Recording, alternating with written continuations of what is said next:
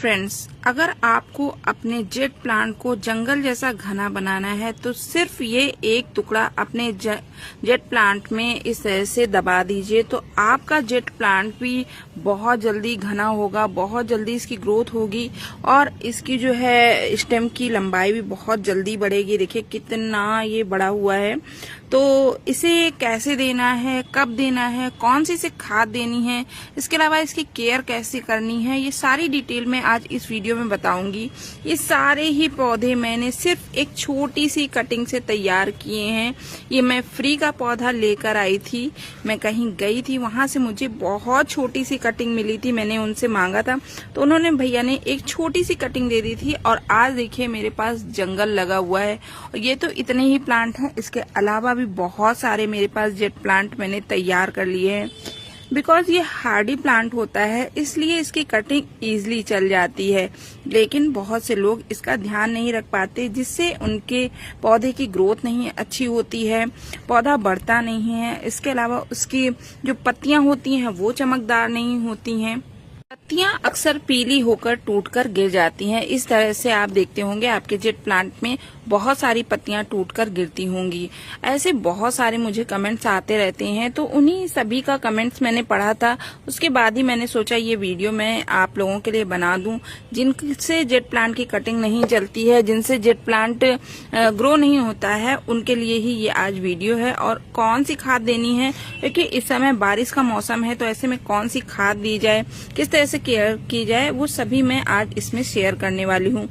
तो फ्रेंड्स, वैसे तो कटिंग लगाना इसकी बहुत ज्यादा आसान है, सिर्फ आपको छोटी सी छोटी कटिंग लेनी है। आप ले लीजिए, इतनी छोटी सी कटिंग मैं दिखाती हूँ आपको, इतनी बड़ी सी कटिंग लेनी है और इसकी जितनी भी नीचे की पत्तियां हैं आप 2 से लगभग 1 इंच 1.5 इंच के आसपास सारी ही पत्तियों को हटा दीजिए। ये जितने भी नीचे की पत्तियां होती हैं इस तरह से आपको हटाना है। जितना मिट्टी में रहेगा उतनी पत्तियां इसकी हट जाएंगी। अगर पत्तियां मिट्टी में दब जाती हैं तो वो फंगस का काम करती है जिसके कारण आपकी कटिंग नहीं चलती है। तो इस तरह से पत्तियां हटा लीजिए और यहाँ देखिए मैंने पिंच किया था, यहाँ इसे शार्प कटर से कट कर लीजिए।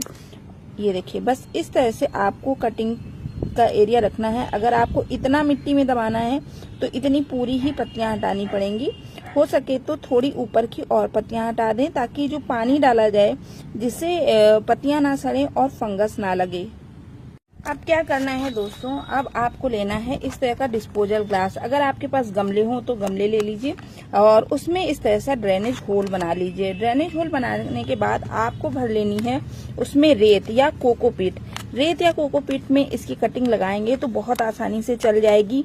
वैसे बारिश का समय है तो आप सैंड का ही इस्तेमाल करिए, क्योंकि जब बारिश का पानी पड़ता है तो वो रेत में धीरे से निकल जाता है और पानी टिकता नहीं है। तो इस तरह से इस्तेमाल करने के बाद आप रेत ले लीजिए, फिर उसके बाद ले लीजिए एलोवेरा जेल। ये बहुत अच्छा रूट हार्मोन का काम करता है। इसको लगाने के बाद आपको दबा देना है इस तरह रेत में बस, और इसके बाद इसके आसपास भी इसको दबाना है और इसके बाद आपको डालना है इसमें पानी। पानी जरूर डालिएगा क्योंकि जब नई नई कटिंग लगाते हैं तो पानी डालना बहुत जरूरी होता है और थोड़ा ही पानी आपको डालना है, ज्यादा पानी इसमें नहीं डालना है क्योंकि ये हार्डी प्लांट होता है। वैसे तो इजीली चल जाता है, जिनसे कटिंग नहीं चलती बस उन्हीं के लिए मैं बता रही हूँ। इसके बाद आपको इसे उठाकर रखना है छांव में, बिल्कुल ही ऐसी जगह रखना है जहाँ पर धूप नहीं आए और रोशनी जरूर पड़नी चाहिए, ऐसी जगह पर रखना है। जब इसकी कटिंग ऊपर से ग्रो होने लगे या छोटी छोटी साइड से ब्रांचेस निकलने लगे तब आप इस पौधे को धूप में उठाकर रख सकते हैं। और पानी बहुत ज्यादा नहीं देना है क्योंकि जो इनकी पत्तियां होती हैं इनमें भी पानी भरा रहता है। अगर आप ओवर वाटरिंग करते हैं तो इनकी जो पत्तियां हैं वो बहुत ज्यादा हैवी हो जाती हैं। हैवी होने के साथ साथ देखिए इस तरह से पीली हो जाती हैं और जहाँ पीली होती हैं वो समझ लिए ड्रॉप हो जाती है पूरी तरह से। ये देखिए गिर गई हैं पत्तियां। इसमें देखिए मैं अभी इसको ऐसे दबाकर दिखाती हूँ, इसमें पानी भरा हुआ होता है, इसलिए जेट प्लांट को पानी बहुत ज्यादा जरूरत नहीं होती है। आज मेरा स्टैंड काम नहीं कर रहा है, बार बार गिरा ही जा रहा है। ये देखिए इसमें कितना पानी भरा हुआ है। मैं दूसरी और दबा के दिखाती हूँ क्योंकि मेरे भी हाथ में पानी लगा हुआ है तो आपको शायद नहीं पता चलेगा। तो जेट प्लांट को पानी नहीं ज्यादा आवश्यकता होती है। ये देखिए, ये पानी, ये रहा, कितना सारा पानी होता है। तो अगर आप जेट प्लांट को बहुत ज्यादा ओवर वाटरिंग करते हैं, बहुत ज्यादा पानी देते हैं, बेसिकली बारिश के समय में तो बहुत ज्यादा पानी पड़ जाता है। इसी कारण देखिए इनकी पत्तियां जो है भारी हो गई हैं, और भारी होने के बाद फिर ये धीरे धीरे पीली हो जाती हैं और पीली होकर गिर जाती हैं, और इस तरह से देखिए, इस तरह से इसकी डंडी डंडी रह जाती है। तो आपको क्या करना है, पानी से इसको बहुत ज्यादा बचा के रखना है, बहुत ज्यादा पानी नहीं पड़ने देना है। और फ्रेंड्स, जेट प्लांट सभी कहते हैं इंडोर है आउटडोर है, किसी को पता ही नहीं होता है कि इंडोर है आउटडोर है। तो ये पूरी तरह से आउटडोर प्लांट है। इसे जितनी ज्यादा धूप में रखेंगे उतना ही तेजी से ये ग्रो करेगा। और जब कटिंग लगानी है बस तब इसको आपको छांव में रखना है, उसके बाद आप इसे धूप में ही रखिए। देखिए, ये मैंने कटिंग नहीं की, अभी बारिश है तो मैंने इसकी कटिंग नहीं की, और कितना बढ़ रहा है ये। सारी ही ब्रांचेस आप देख सकते हैं इतनी बड़ी बड़ी हैं। तो सबसे पहला पॉइंट यही है कि आपको इस पे पानी का बहुत ज्यादा ध्यान रखना है। नंबर 2 ये है कि धूप में रखना ही रखना है।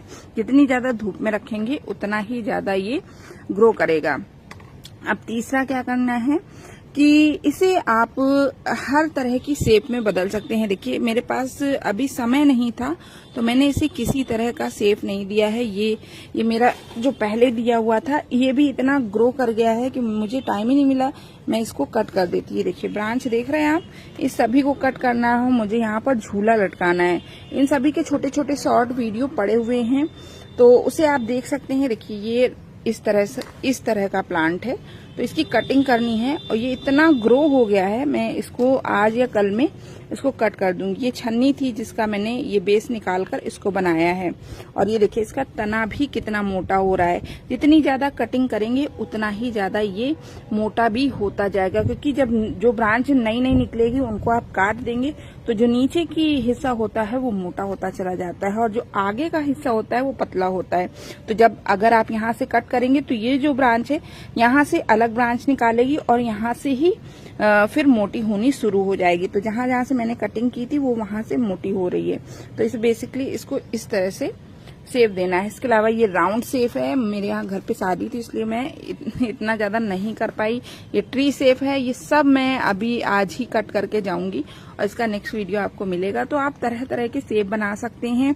अभी तो इतनी ब्रांच बढ़ गई है कि मैं इससे ओम शेप भी बना सकती हूँ। कोई भी शेप देना चाहूँ तो इस प्लांट को आराम से दे सकती हूँ। देखिए, बहुत से लोग पिकॉक वाला बनाते हैं, तो मैंने भी सोचा है। तो इस तरह से बस इसको धागे से लपेटना है, आपको बहुत ज्यादा वायर का भी यूज नहीं करना है। देखिए, इस तरह से इसकी टेल बनेगी और इस तरह से इसका आगे का फेस वगैरह बन जाएगा। तो एक प्लांट भी लगाकर आप बना सकते हैं। इसके अलावा ट्री शेप बना सकते हैं। ट्री शेप मैंने अभी शॉर्ट वीडियो डाला था कल ही परसों, तो उसे भी बना सकते हैं। तो तरह तरह की शेप बन जाती है, अपने गार्डन को बहुत अच्छे से सजा सकते हैं। और एक बात का बहुत ध्यान रखिएगा, जब भी इसकी प्रूनिंग आप करते हैं तब आप इसको खाद देना ना भूलें। खाद आप जरूर दें। खाद आप कोई सी भी दे सकते हैं, नॉर्मल किचन वेस्ट से बनाई हुई खाद दे सकते हैं, या फिर वर्मी कंपोस्ट दे सकते हैं, गोबर के उपले की खाद दे सकते हैं। लेकिन अभी बारिश का सीजन चल रहा है तो खाद देने से बचिएगा, क्योंकि बारिश के पानी में ही इतना ज्यादा न्यूट्रिशन होता है कि इसे ग्रोथ होती ही अच्छी होती है। खाद वगैरह की जरूरत नहीं पड़ती है। बस 2 चीजों की जरूरत पड़ती है जो मैं आज आपको अभी शेयर करने वाली हूँ। अगर उससे पहले आपको वीडियो पसंद आ रहा हो तो लाइक जरूर कर दीजिएगा, और यही 2 चीज डालकर अपने पौधे को आप बारिश के सीजन में बचा सकती हैं। ये आपको बारिश के सीजन से शुरू करना है, जो मैं आज बताने जा रही हूँ। जो 2 चीजें आप मैं दूंगी उसे आपको बारिश के सीजन से लेकर फरवरी तक डालना ही डालना है। इसके अलावा बीच में कोई खाद नहीं डालनी है। और फ्रेंड्स, ये हार्डी प्लांट होता है, इसमें ज्यादा पेस्टिसाइड वगैरह का यूज नहीं करना पड़ता है। बस जब भी आपको इस तरह से देखिए ये मिलीबग दिखाई दे तो क्या कर सकते हैं आप, इस पर बहुत तेज धार से पानी डालिए तो ये छूट जाएगी, क्योंकि बहुत ज्यादा इसमें कीड़ा नहीं लगता है। तो आप इस पे तेज धार से जब पानी डालेंगे तो ये अपने आप साफ हो जाएगा और मिलीबग हटकर गिर जाएगी। देखिए, इस तरह से हट जाएगा और इस पे पेस्टिसाइड का यूज भी नहीं करना पड़ेगा आपको। तो बस अब बात कर लेते हैं ऐसी कौन सी 2 चीजें हैं जो बारिश के मौसम से लेकर फरवरी तक आपको अपने पौधे में जरूर देना चाहिए। तो पहला जो ये टुकड़ा मैंने शेयर किया था ये है फंगीसाइड। तो आप किसी भी कंपनी का फंगीसाइड ले सकते हैं, बारिश के दिनों में बहुत ज्यादा काम आता है। या तो आप इस तरह से चूरा बना के डाल दीजिए या तो पानी में मिक्स करके डालिए, लेकिन पानी में मिक्स करके तब डालिएगा जब आपकी साइड बारिश ना हो रही हो और गमले की मिट्टी पूरी तरह ड्राई हो गई हो, इस तरह से पूरी तरह सूख गई हो, तभी आप इसको डालिएगा। वरना आप ऐसे ही ड्राई फॉर्म में डालिए तो पौधा आपका जितना भी फंगस वगैरह है वो नहीं लगेगा और बारिश के दिनों में पत्तियां वगैरह ज्यादा सड़ेंगी नहीं, गलेंगी नहीं। तो आप इसको जरूर डालिएगा। दूसरी चीज आपको डालना है एप्सम सॉल्ट। ये आपको हर नर्सरी स्टोर पर मिल जाएगा, लोकल नर्सरी में मिल जाएगा, ऑनलाइन मिल जाएगा। तो इसको कैसे यूज करना है, इसका लेना है आपको लगभग 1 चम्मच। 1 चम्मच लेना। ये पत्तियों की क्लोरोफिल की मात्रा बढ़ाता है, पत्तियों को चमकदार बनाता है और ग्रोथ में भी सहायक होता है। जितनी भी हरी पत्तेदार आपके पास प्लांट हैं उनमें आप इसका इस्तेमाल करिए, बहुत ज्यादा फायदेमंद होता है। इसका इस्तेमाल करने का तरीका फ्रेंड्स यही है कि आपको ले लेना है 1 लीटर पानी। 1 लीटर पानी में आपको 1 चम्मच अच्छे से घोल देना है। बहुत से लोग पूछते हैं इसको इस्तेमाल करने का सही तरीका बता दीजिए। तो मेरे पास ये 1 लीटर की बोतल है, इसी में मैं इसको 1 चम्मच नाप कर डाल रही हूँ और इसको अच्छे से पहले मिक्स कर लेना है। मिक्स करने के बाद आप इसे शाम के वक्त किसी भी हरे पौधे पर स्प्रे कर सकते हैं, फ्लावरिंग प्लांट पर स्प्रे कर सकते हैं। मैं उन चीजों पर इन्हें इस्तेमाल करने से मना करती हूँ, जैसे कि तुलसी का पौधा हो गया, करी पत्ता हो गया, या फिर कोई फल वाली सब्जी हो गया, सब्जी वाला पौधा हो गया, या फिर फल वाला पौधा हो गया। तो उन सभी पर इस्तेमाल करने से मैं बिल्कुल मना करती हूँ कि ये केमिकल होता है। अगर आपको अपने उन पौधों को हरा भरा बनाना है तो कच्चा दूध लीजिए और पानी में मिक्स करके अपने पौधों पर स्प्रे करिए। आज मेरा ये भी ज्यादा अच्छे से वर्क नहीं कर रहा है या मुझे आज बहुत डिस्टर्ब कर रहा है क्योंकि ये ज्यादा अच्छे से वर्क नहीं कर रहा है। इस तरह की बोतल आप भी लेकर रख लीजिए, ये बहुत अच्छा काम करती है। लेकिन आज थोड़ा सा कुछ प्रॉब्लम हो गई है, तो इसमें अच्छे से स्प्रे आप बना लीजिए। उसके बाद इसको अपने सभी पौधों पर डालिए। तो देखिए, चलिए ये तो अच्छे से काम नहीं कर रहा, मैंने आपको बता दिया। बस इस तरह से आपको इसको मिक्स करना है और अपने पौधों पर डालना है। फिर आप इसकी पत्तियों की चमक देखिएगा और इसकी ग्रोथ देखिएगा, बहुत अच्छी हो जाएगी। बारिश के समय से लेकर फरवरी तक आप इसी चीज का इस्तेमाल करिए, देखिएगा आपके पौधे भी खूब अच्छे ग्रो करेंगे और अच्छे रहेंगे। तो फ्रेंड्स ये थी आज की हमारी जानकारी। कैसी लगी मैं कमेंट करके जरूर बताइएगा। मैं अब डायरेक्ट ही आप लोगों को बताने लगी हूँ कि किस तरह से इन सब चीजों का इस्तेमाल करना है, क्योंकि इससे ज्यादा अगर केयर टिप्स में शेयर करती भी हूँ तो लोग कहते हैं आप डायरेक्ट ही खाद का नाम बता दीजिए या फिर डायरेक्ट ही सब मुझे बता दीजिए, ज्यादा मत बताइए।